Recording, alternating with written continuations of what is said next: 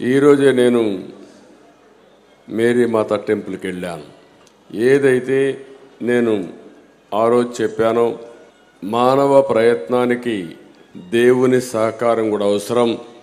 ఆ సహకారం కోరడానికే మానవాళి మంచి కోసం మేరీ మాత పూజలు చేశానని చెప్పి సందర్భంగా మీ అందరికీ తెలియజేస్తున్నాను. అయితే మన టెంపుల్ కూడా మేరీ మాత చర్చి చూస్తే దేశంలో అతిపెద్ద 2వ చర్చ్ ఇది. అది నా అదృష్టంగా భావిస్తున్నా. ఈరోజు నేను చాలా సంతోషంగా ఉన్నా. మేరీ మాత యొక్క ఆశీస్సులు మనందరికీ ఉంటాయని చెప్పి మరొక ఆశిస్తూ ఈరోజు ఇప్పుడే ఎన్ఐ గారు చాలా స్పష్టంగా మాట్లాడారు. సమస్త మానవాళి రక్షణ కోసం సాక్షాత్తు దేవుడు మానవ రూపంలో అవతరించి ఈరోజు మనం క్రిస్మస్ జరుపుకుంటున్నాం. అలాంటి సందర్భంలో మీరు చూస్తే ఈరోజు బైబిల్లో చాలా స్పష్టంగా ఉంది.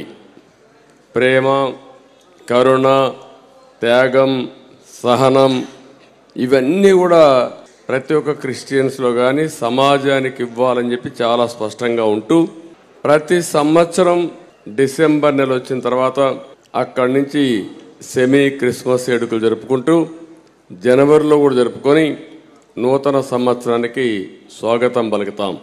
నేను సమైక్య ఆంధ్రప్రదేశ్లో మొట్టమొదటిసారిగా సెమీ క్రిస్మస్ని ప్రభుత్వం తరపున ప్రారంభించింది నేనే ప్రారంభించా. అది నేను అదృష్టంగా భావిస్తున్నంతవరకు లేదు. ఎప్పుడు ప్రభుత్వం ఎప్పుడు కూడా క్రిస్మస్ వేడుకలు జరుపుకునే సందర్భాలు లేవు. అవసరమైతే ఆ రోజు చర్చికి పోయి వస్తారు తప్ప ఎప్పుడు జరిపేవారు కాదు.